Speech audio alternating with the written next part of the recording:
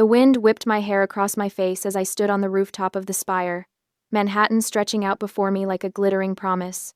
4 o'clock in the afternoon. T-minus 4 hours until H hour. 4 hours until everything I'd worked for would finally be recognized. I stepped behind the heavy glass windbreak that shielded the VIP section and bent down to adjust the peonies on the family head table one more time. White and blush pink, imported from Holland, each stem costing more than most people spent on an entire bouquet. Thanks to the glass partition, the petals remained perfect and unruffled by the Hudson wind. Just like everything else tonight needed to be.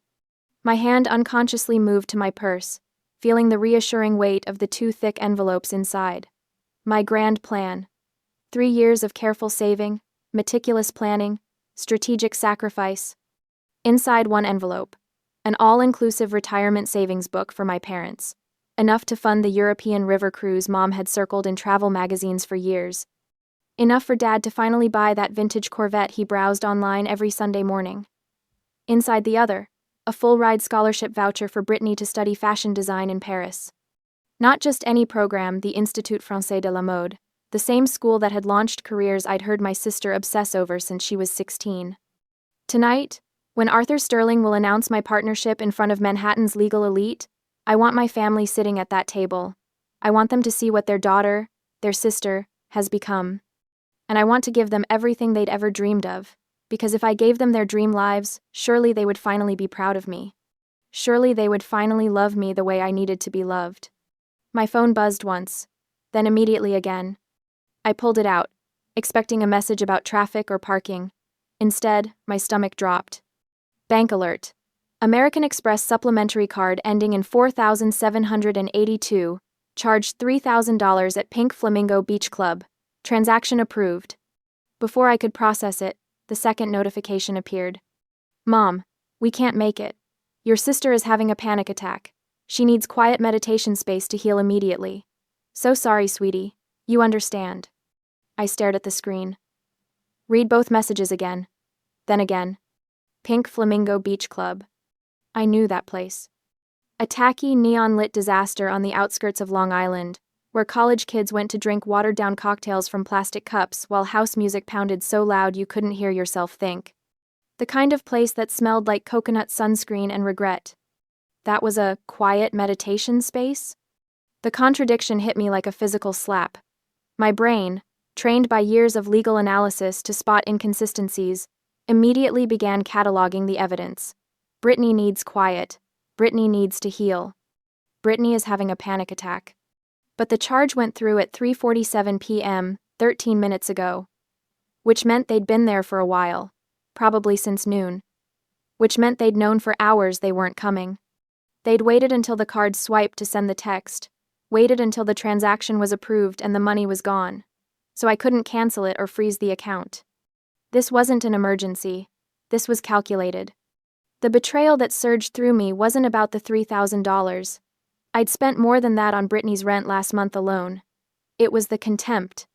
The casual, dismissive contempt that said they'd rather spend my money partying at a dump than spend 3 hours celebrating the biggest achievement of my life. They'd used my money to run away from me. Miss Ross? I turned. The restaurant manager, a slight man named Philippe, who'd been nothing but accommodating during the planning process, stood a respectful distance away. His expression was carefully neutral, but I could see the pity in his eyes. He'd watched me arrange and rearrange this table for the past hour, fussing over every detail. Should we clear the family table? He asked gently. I looked at the empty seats. The table was positioned in the prime spot, directly adjacent to where Arthur Sterling would stand for the toasts. If the managing partner saw me sitting alone, he would draw conclusions. Successful but isolated, professionally brilliant, but personally deficient. A woman who'd sacrificed family for career, who had no foundation, no roots, no real life beyond the office. Everything I'd worked for could be undermined by an empty table. I felt tears burning behind my eyes. I blinked them back, hard. I would not cry. Not here. Not where the catering staff could see, where word might somehow filter back to the firm that Eva Ross had broken down over her family not showing up.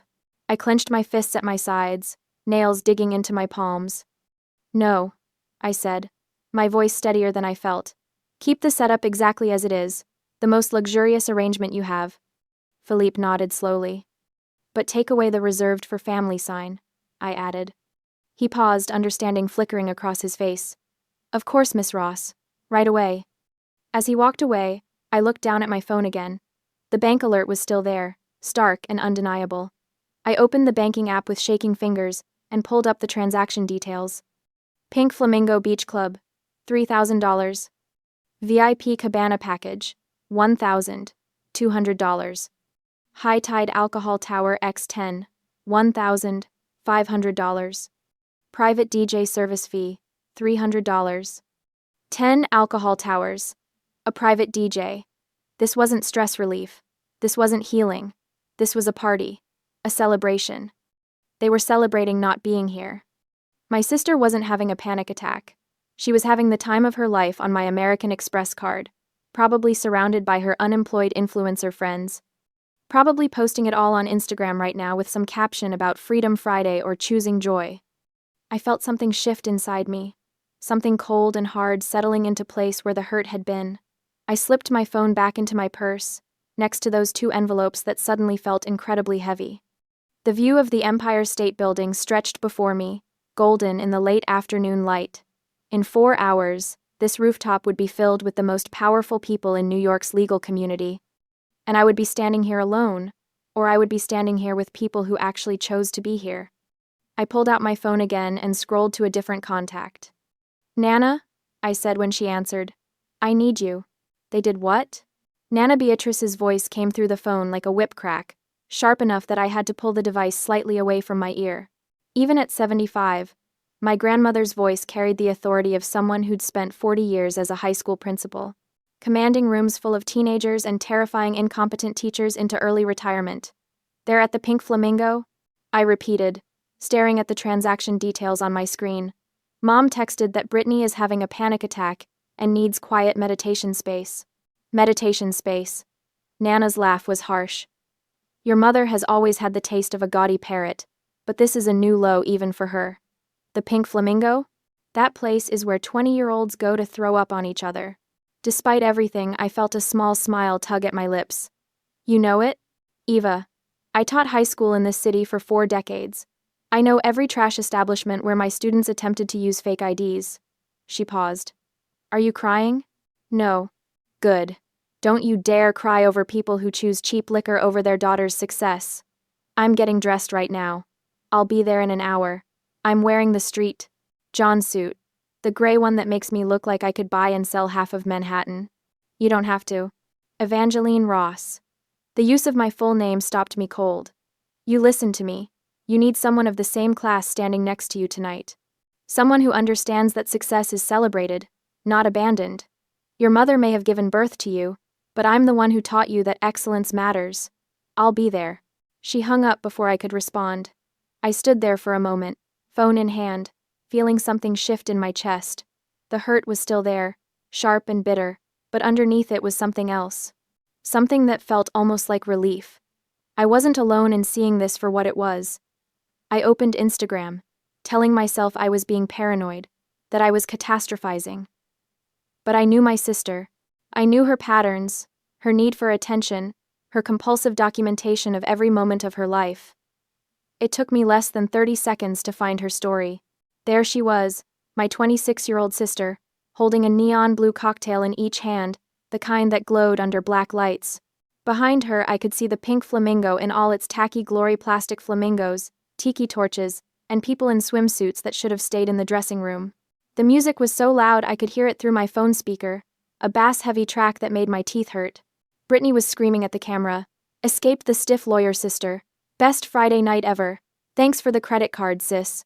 She blew a kiss at the camera, then turned to show her friends. I counted at least 8 people in the frame, all of them holding identical neon cocktails, all of them laughing. The video was posted 23 minutes ago. It had 847 views already. I watched it twice, then a third time. Each viewing, the hurt receded a little more, replaced by something colder. Contempt. Pure crystalline contempt. I looked at the wine glass in my hand, a 2015 Chateauneuf du Pape that cost more than everything Brittany was wearing. then back at the screen showing my sister chugging something that was probably 90% food. Coloring. We didn't belong to the same world anymore. Maybe we never had. Class versus trash. I forwarded the story to Samantha Miller, my executive assistant. Then I called her.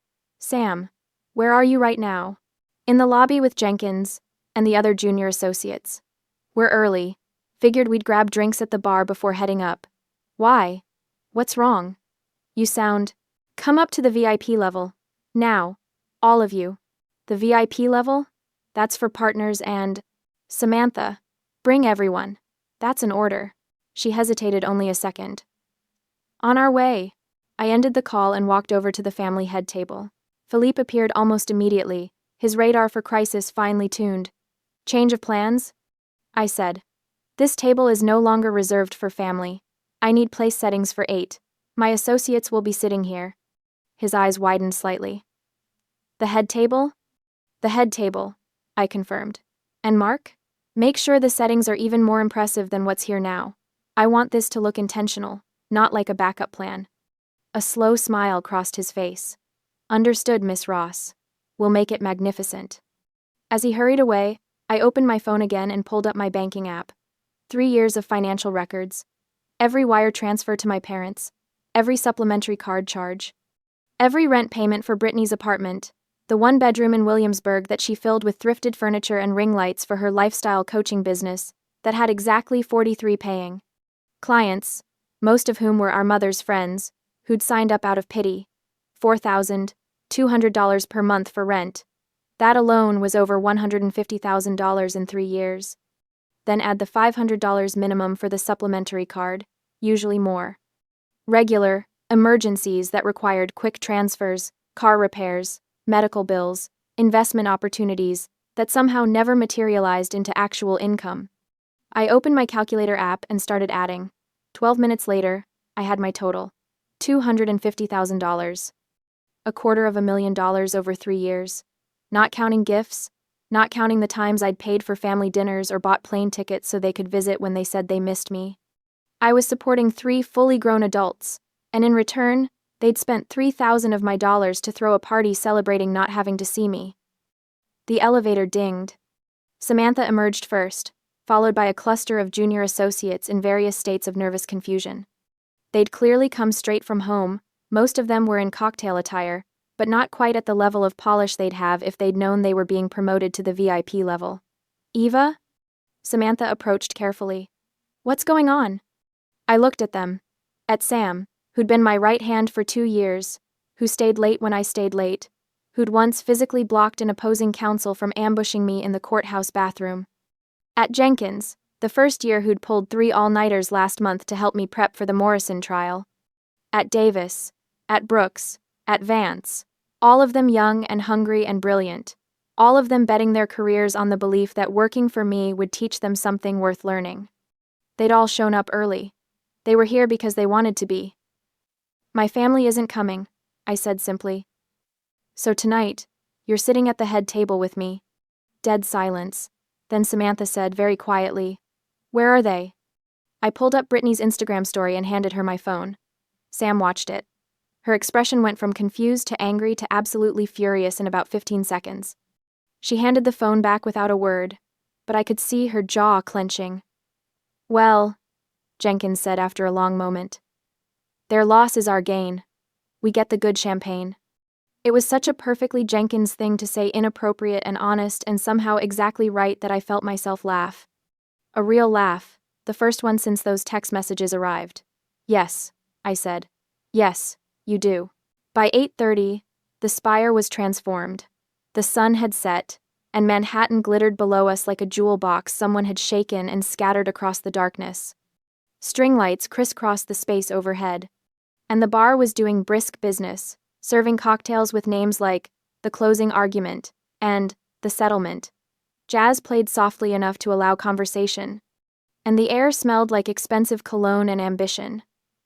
I stood near the head table, now perfectly set for 8, watching the elevator doors. Samantha and the others had dispersed to mingle, following my instruction to work the room and make connections. They'd transformed from nervous juniors to confident professionals in the span of an hour, and I felt a small surge of pride watching them. Nana Beatrice had arrived 45 minutes ago in her promised street. John suit gray wool with pearl buttons that probably cost more than most people's monthly rent. She'd taken one look at the revised seating arrangement, nodded approvingly, and then proceeded to charm every partner's wife in attendance. My grandmother had a gift for making people feel simultaneously honored and slightly intimidated by her attention. But my stomach was still in knots. Because Arthur Sterling hadn't arrived yet. Arthur Sterling, the managing partner. The man who'd personally called me into his office 6 weeks ago to tell me I was being considered for the youngest partnership in the firm's history. The man who'd shaken my hand and said, "Eva, you remind me of myself at your age. Brilliant, dedicated, and you understand that success means nothing if you don't have people to share it with." He was old school. 70 years old, married to his college sweetheart for 48 years, 5 children, who were all successful in their own right. He gave speeches at Fordham Law about balanced excellence, and how the best attorneys were the ones who could close a merger and still make it home for dinner with their families. My HR file, the one I'd filled out when I first joined the firm, had a section about personal values and motivations. I'd written that family was my biggest drive. That everything I did was to build a foundation for the people I loved. What would he think if he saw me sitting at a head table with no family present? "Eva." I turned. Arthur Sterling stood behind me, and despite myself, I felt my stomach drop. He was shorter than he seemed in the office, but he projected authority like a physical force. Silver hair, immaculately styled, navy suit that was somehow both conservative and incredibly expensive, and eyes that had perfected the art of the penetrating stare after 50 years of cross-examining hostile witnesses. "Mr. Sterling." I extended my hand, which he shook with exactly the right amount of pressure. "Thank you so much for coming. Wouldn't miss it for the world." He glanced past me at the head table, his expression expectant, though I was hoping to finally meet the famous Ross family. "In your interviews, you spoke so warmly about your parents. Your file mentioned family as your primary motivation. Where are they?" The question hung in the air like a blade. Every possible response flashed through my mind in rapid succession. The truth would be humiliating. A lie would be transparent. Arthur Sterling hadn't built a 50-year legal career by being easy to fool. Deflection would make me look evasive. I opened my mouth, not sure what would come out. "Good evening, Mr. Sterling." Nana Beatrice materialized beside me like a force of nature, her voice carrying the steel and silk tone she'd perfected over decades of dealing with difficult parents at PTA meetings. Sterling turned to her, surprised. "I'm Beatrice Ross," she continued, extending her hand with the regal bearing of someone who'd never questioned whether she belonged anywhere. "Eva's grandmother, former principal of Street, Catherine's preparatory, and the person who taught this young woman everything she knows about discipline, excellence, and integrity." Sterling took her hand, his expression shifting to something like respect. "A pleasure, Miss Ross." "Her parents," Nana said, her tone implying that she was sharing information that was unfortunate but ultimately irrelevant, "are dealing with a family emergency that required their immediate attention. However, Mr. Sterling, I want to clarify something important." She stepped slightly forward, and I realized with a start that she was physically positioning herself between Sterling and me, protective. "Eva's parents may have given her life," Nana said, her voice quiet but absolutely unshakable. "But I am the one who forged her mindset. I taught her that excellence is not negotiable. That commitment means showing up even when it's inconvenient. That success is built on consistency, not convenience. If you're looking for the source of Eva's professional excellence, Mr. Sterling, you're looking right at it." The silence that followed was absolute. Then Sterling did something I didn't expect. He laughed. Not a polite chuckle, but a genuine, delighted laugh that made several people nearby turn and look. "Miss Beatrice," he said, his eyes actually twinkling, "that is the finest answer I've heard in years, and you're absolutely right. The fruit doesn't fall far from the tree, and clearly Eva learned from the very best." He turned back to me. "Your grandmother is a force of nature. You're lucky to have her." "I know," I managed. Sterling clapped me on the shoulder, a gesture that was somehow both paternal and professional, and moved off to greet other guests. The moment he was out of earshot, my knees nearly buckled. "Easy," Nana said, gripping my elbow. Deep breath. You're fine. That was a perfectly executed defensive maneuver, and he bought every word of it. Because it was true, I said. She looked at me, and something soft flickered in her expression. Yes, it was. My phone buzzed in my clutch. I probably shouldn't have checked it, but my hand moved automatically. Instagram notification. Brittany had gone live. Against my better judgment, I clicked. The video quality was shaky, clearly shot on someone's phone in low light, but I could see everything. My sister, absolutely drunk, holding that neon blue cocktail, surrounded by her friends. The music was deafening. She was screaming at the camera, her words slightly slurred. Best Friday night ever. No boring lawyer talk, no stiff people, just vibes. She spun in a circle, nearly falling. Someone caught her, laughing. Thanks for the credit card, sis. You're the best ATM ever. The comments were already rolling in. OMG, who's your sister, lol? Wait, did she pay for this whole thing? I'm dead. I watched my sister toast the camera, watched her friends cheer, watched the neon lights and plastic flamingos and everything that was the complete opposite of where I stood right now. And instead of the hurt I'd felt this afternoon, I felt nothing but cold, clear contempt. Eva? Samantha appeared at my elbow. It's time for your speech. I pocketed my phone and straightened my shoulders. Let's do this. The crowd quieted as I stepped to the small podium Philippe had set up.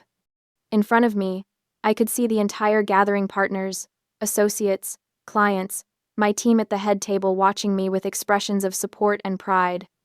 At the next table over, I noticed someone I hadn't paid attention to before. A woman in her early 30s, definitely not with the firm, definitely too glam to be a client. She had her phone out, pointed in my direction but not obviously. An influencer, probably.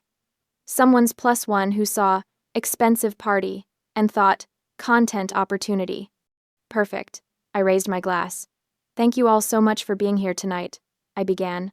Honestly, 4 hours ago I almost canceled this party. I could feel the surprise ripple through the crowd. I received a message that my family needed to deal with an emergency, that they needed to go heal. I let the word hang in the air for just a moment. I was devastated. I thought about canceling everything, about calling all of you to say we'd have to reschedule.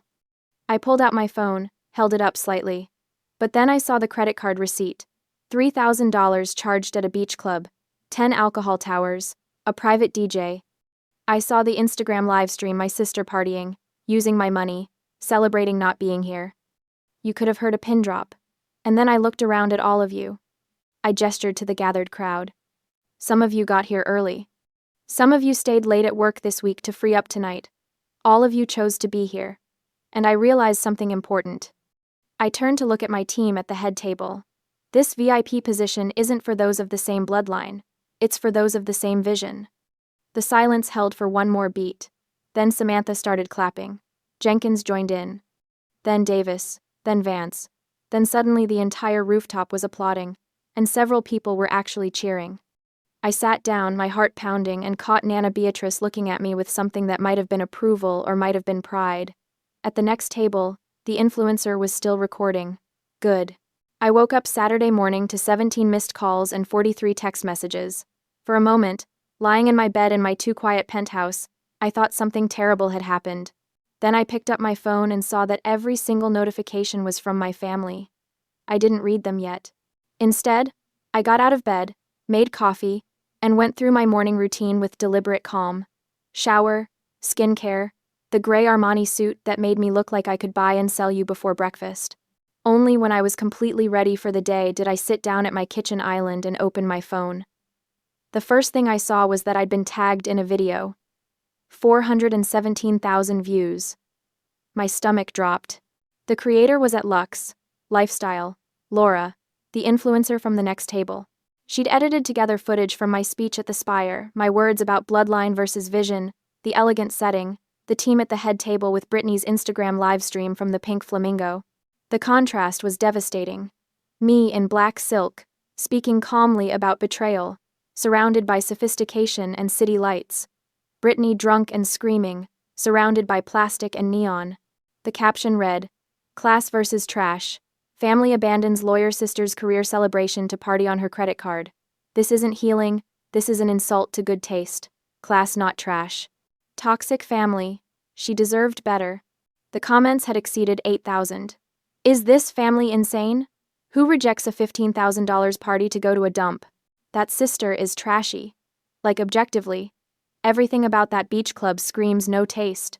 The lawyer seems so calm and classy, and her family is absolutely feral. I can't. Thanks for the credit card, sis. I would never speak to her again. Imagine raising a daughter who becomes a lawyer and then ditching her for that. The grandmother in the gray suit is more of a family than those people ever were. I watched the video 3 times. It was beautifully edited, I had to admit. Laura had timed the cuts perfectly, had captured the exact moment my expression shifted from hurt to contempt in my speech. She'd even added a split-screen section showing the spire's elegance next to the pink flamingo's tackiness. The comments were still rolling in, hundreds per minute. Then my phone started ringing. Mom. I let it go to voicemail. It rang again immediately. I declined. A text appeared. Mom. Eva, call me right now. Another call. This time, Dad. I declined it too. Dad, this is serious.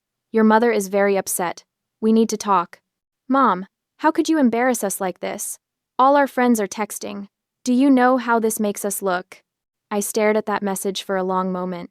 Not, we're sorry. Not, we made a mistake. But, how could you embarrass us? Brittany. Eva, this is so fucked up. Why are you airing family business online? You know I have anxiety. Everyone is being so mean to me in the comments. Take this down right now. I took a screenshot of all 3 message threads. Then I opened a text to Samantha. Me. Good morning. Can you come in an hour early today? I need you to help me compile some documents. Samantha. Already here. Saw the video. Also compiled the documents you're about to ask for. Blue folder on your desk. God, I loved her. My phone rang again. Mom. This time, I answered. Eva, thank God. I didn't post that video, I said calmly. What? The video everyone is commenting on. I didn't post it. I didn't send it to anyone. An influencer at the party recorded it and posted it herself. Silence on the other end. Then, well, you need to make her take it down. Why would I do that? Because it's making us look terrible. Your father's golf buddies are texting him. Brittany is getting hate messages. My book club is asking me why we missed your party. Eva, this is humiliating. I took a sip of my coffee. It was the good stuff. The beans that cost $40 a pound from that place in Brooklyn. Smooth, rich, perfect. Mom, I said, you texted me that Brittany was having a panic attack, that she needed quiet meditation space. She did. She was very anxious. You charged $3,000 at a beach club known for being the loudest, most obnoxious venue. You paid for 10 alcohol towers and a private DJ. Brittany livestreamed herself screaming about escaping her stiff lawyer sister and thanking me for the credit card. Eva, you're being dramatic. Those are facts. Bank records don't lie. Video evidence doesn't lie. You chose to spend my money partying instead of attending the biggest night of my professional life. And now you're upset because people on the internet are pointing out that this was a classless thing to do. How dare you call us classless? Mom's voice had gone shrill. After everything we've done for you? We raised you. We supported you. You supported me, I repeated slowly. When was the last time you paid for anything? That's not where your parents, Eva. You're supposed to help family. I have helped, for 3 years. And last Friday, you used that help to fund a party celebrating not having to see me. I paused. I think we need to have a family meeting to resolve this. A what? Come to my apartment next Saturday, 7 p.m. You, Dad, and Brittany. I have something I want to give you. A late gift I couldn't present at the party. The word gift changed everything. I could hear it in the pause, in the way Mom's tone shifted from angry to cautiously interested. A gift? Yes. Something I've been preparing for a while. It's important that we discuss it in person. Another pause. What kind of gift? You'll see on Saturday. Can you make it? Or do you have another emergency planned? The barb landed. We'll be there, Mom said stiffly. 7 p.m. Perfect. See you then. I hung up before she could respond. Then I opened my text thread with Samantha again. Me. Can you also print out copies of the lease guarantee agreement for Brittany's apartment and all supplementary credit card statements? I need everything ready by next Saturday afternoon. Samantha. Already in the blue folder. Also included documentation of every wire transfer, every emergency payment, and a transaction-by-transaction breakdown of the $3,000 Pink Flamingo charge. The DJ alone was $300. Who pays $300 for a beach club DJ? Me. People with terrible taste and someone else's credit card. Samantha. Fair. Also, I ordered you a paper shredder. It's being delivered to your apartment on Friday. Industrial grade. Figured you might need it. I stopped, staring at that last message. Samantha had worked for me long enough to know exactly what kind of meeting I was planning. Me. You're getting a raise. Samantha. I'm getting a promotion when you make managing partner, but I'll take the raise in the meantime. I smiled despite everything and headed out the door. The rest of the week passed in a strange, calm blur. The video continued to go viral by Wednesday. It had 2.3 million views. My parents called 17 more times. Brittany sent increasingly frantic texts, begging me to do something about the comments. I ignored all of them. Instead, I worked. I closed the Morrison deal. I reviewed the blue folder Samantha had prepared, checked every transaction, verified every date. I made notes in the margins. I prepared my case like I was going to trial. Because in a way, I was. Friday evening, a delivery man arrived at my building with a large box, the paper shredder. I set it up in my dining room, placed it carefully next to the table where my family would sit. Then I spent Friday night reviewing everything one more time. The retirement savings book I'd compiled for my parents' photos of cruise itineraries, brochures for river tours through Europe, a structured investment plan that would let them travel twice a year for the next 20 years. The fashion design scholarship voucher for Brittany, a full-ride acceptance letter to Institut Français de la Mode, housing included, everything paid for. I'd spent 6 months setting these up. Pulling strings, making calls, cashing in favors. They would never know that now. Saturday arrived cold and clear. I spent the morning preparing my apartment. No food on the table, this wasn't a social occasion. Just the blue folder, neatly positioned at the head of the table. The 2 thick envelopes, placed beside it. And the paper shredder, its power cord plugged in, ready. I called Nana Beatrice. I need you here, I said. As a witness. I wouldn't miss it for the world, she replied. What time should I arrive? 6:30. Before they get here. I'll bring the good wine. You're going to need it afterward. She arrived exactly on time, took one look at my setup, and nodded approvingly. You've learned well. I had a good teacher. We sat in the living room in silence, waiting. Nana was reading a book, something dense about post-war economic policy. I was pretending to read emails on my phone, but mostly just watching the clock. At 7:03 p.m., my intercom buzzed. Miss Ross? Your parents and sister are here. Send them up. I walked to the door and opened it before they could knock. Mom swept in first, and I was struck by how out of place she looked in my apartment. She'd dressed up the Talbot suit she wore to church. The one she thought made her look sophisticated, but actually made her look like she was trying too hard. Dad followed, uncomfortable in slacks and a button-down. Brittany came last, phone in hand, looking sullen. Eva, sweetie, this place is so cold, Mom said, looking around my minimalist living room with barely concealed disapproval. You need more color. Some throw pillows. It looks like a hotel. Hello to you too, Mom. I closed the door behind them. Please, come to the dining room.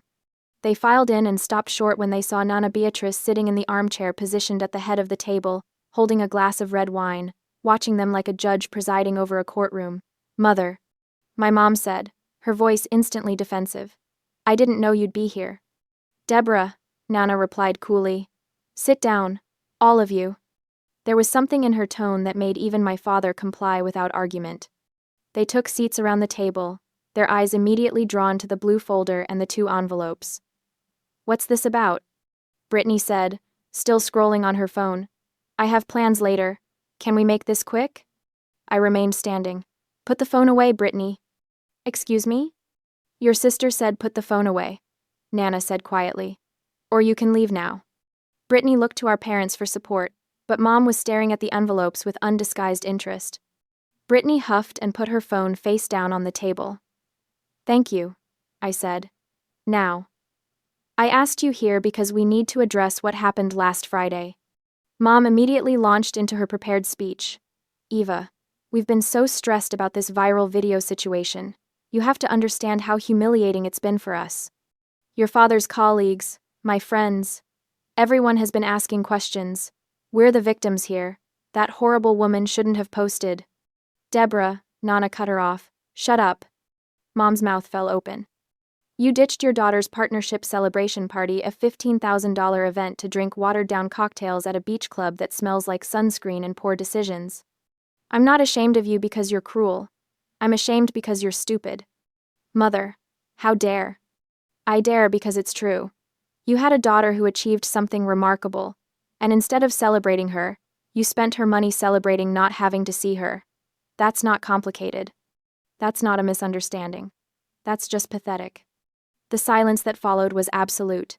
I picked up the 2 envelopes. "Before we continue, I want to show you something." Brittany's eyes lit up. She'd seen the envelopes, thick and expensive looking, and her mind had gone exactly where I knew it would. Are those for us?" "Yes." I held them up so they could see. "Inside, this one is an all-inclusive retirement savings book for Mom and Dad, enough to take 2 international trips every year for the next 20 years. European river cruises, South Pacific tours, everything you've ever talked about wanting to do." Mom's hand actually twitched toward the envelope. "And this one," I continued, holding up the second, "is a full-ride scholarship voucher for Brittany to attend Institut Français de la Mode in Paris. Full tuition, housing, stipend included. One of the most prestigious fashion programs in the world." Brittany gasped. "Are you serious? Eva, oh my God, Hold on." I pulled both envelopes back before anyone could reach for them. "Before I give these to you, I need to explain something." I set them down on the table, right in front of the paper shredder. "I prepared these gifts 3 months ago.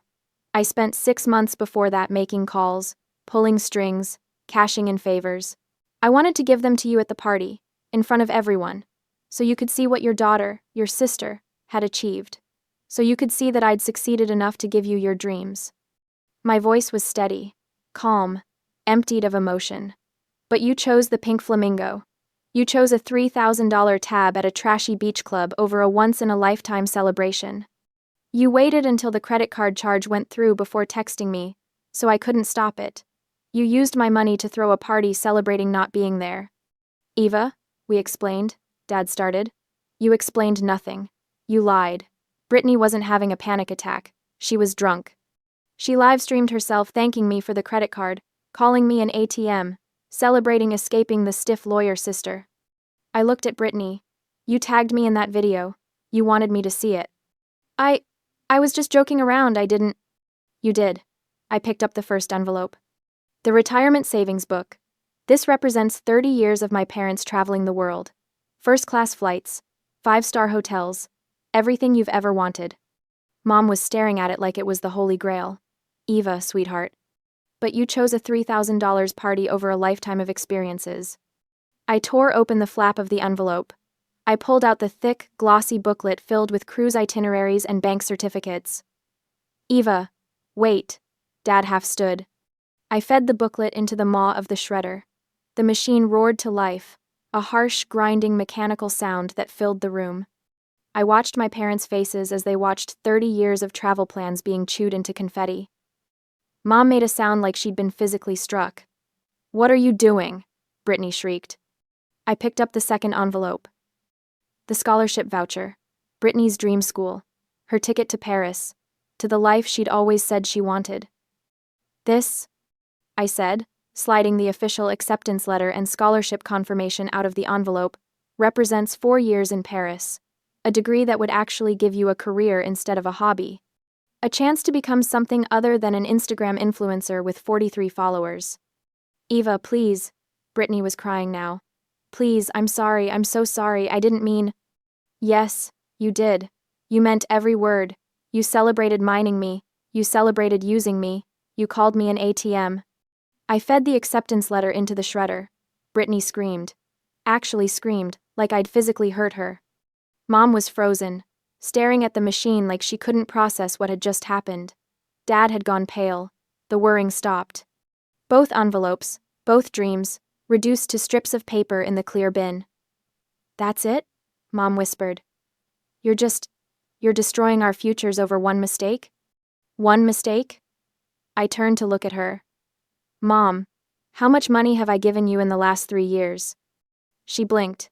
I don't know. We never asked you to." I opened the blue folder. $250,000. Mom's eyes widened. That's impossible." "It is entirely possible," I said, pulling out the first document. "Rent payments for Brittany, credit card bills, emergency wire transfers, car repairs that somehow cost $5,000, medical bills that insurance should have covered, investment opportunities that never materialized." I held up the lease document. "This is Brittany's lease. I'm the guarantor. I'm the one who's legally responsible when she can't pay rent. Which is every month, because she doesn't have a job." "I'm building my brand," Brittany started. "You have 43 paying clients. I looked at your business account. You made $2,100 last year. I paid $50,400 in rent for you." I set that document down and picked up the next. "This is the supplementary credit card statement. In the last 3 years, you've charged $47,000 on it." "Mom, you told me this was for emergencies only." "Those were emergencies," Mom said. "You don't understand what it's like to—" "The $800 charge at Nordstrom for a new handbag was an emergency?" Silence. "The $1,200 spa weekend in the Poconos was an emergency?" More silence. "The $3,000 party at the Pink Flamingo was an emergency?" Mom's face had gone red. "You've always had more than us. You've always been able to afford—" "Because I worked for it." My calm cracked, just slightly. "I worked 80-hour weeks. I sacrificed every weekend. I built a career from nothing, while you spent my money, and resented me for having it." "We never resented you," Dad said weakly. "Then why weren't you there?" The question came out raw. "Why wasn't celebrating my success worth 3 hours of your time?" No one answered. I pulled out the next set of documents. "This is the notice canceling all supplementary credit cards effective immediately. The $3,000 from Pink Flamingo is the last charge I'll ever pay. Consider it severance." I set that down and picked up the final document. "And this is the notice that I'm withdrawing as guarantor on Brittany's lease. You have 30 days to find a new guarantor or move out." "You can't do this." Brittany was hysterical now. "Where am I supposed to go?" "That's not my problem anymore." "Eva, please," Mom said. And for the first time she actually sounded scared. "We're family. You can't abandon us." I looked at her. Really looked at her. At this woman who'd given birth to me but had never really seen me. Who'd taken my money but never my advice. Who'd chosen a beach club over her daughter's triumph. "You abandoned me first," I said quietly. "Last Friday, you made it clear what you value. It's not my success. It's not my happiness. It's my bank account. And I'm done being an ATM." I pointed to the door. "Please leave." "Eva." Dad tried one more time. "Leave. Now." Nana Beatrice stood up from her chair. She didn't say anything, but her presence filled the room. The message was clear. You're not arguing your way out of this. Mom gathered her purse with shaking hands. Brittany was sobbing, mascara running down her face. Dad looked like he wanted to say something but couldn't find the words. They filed out in silence. At the door, Mom turned back one last time. "You'll regret this," she said. "Family is forever." "No," I replied. "Family is who shows up. You didn't." I closed the door on them and locked it. The apartment was silent, except for the distant sound of traffic and Brittany's muffled crying in the hallway. Then Nana Beatrice walked over and pulled me into a hug. I hadn't realized I was shaking until she held me steady. "You did the right thing," she murmured. "I'm so proud of you." I nodded against her shoulder, not trusting my voice. After a moment, she pulled back and looked at me. "Now, I'm going to pour you a very large glass of wine, and we're going to sit in your cold, minimalist apartment, and you're going to tell me how it feels to be free." 1 month later, I woke up to silence. Not the oppressive silence of loneliness, but the peaceful silence of space that belonged entirely to me. No frantic texts demanding money. No guilt trips about abandoning the family. Just the quiet hum of the city and the smell of fresh coffee. I checked my phone. No bank alerts. No overdraft warnings from Brittany. For the first time in 3 years, my bank balance was actually growing. I wasn't supporting 3 adults anymore. I was building a future. A notification popped up from Nana Beatrice. Subject: You have to see this. It was a link to a local suburban newsletter. The headline read, "Local family seeks community support after daughter's cruel abandonment." I clicked it. It was pathetic. Mom had given an interview claiming I cut them off over a minor scheduling conflict. Brittany was quoted saying I valued money over blood. At the bottom was a GoFundMe link trying to raise $50,000 to replace the stolen gifts. Raised so far, $340. I scrolled to the comments. Strangers weren't buying it. Wait, the scheduling conflict was them skipping her promotion gala to go to a beach club? I saw the TikTok. Team Eva all the way.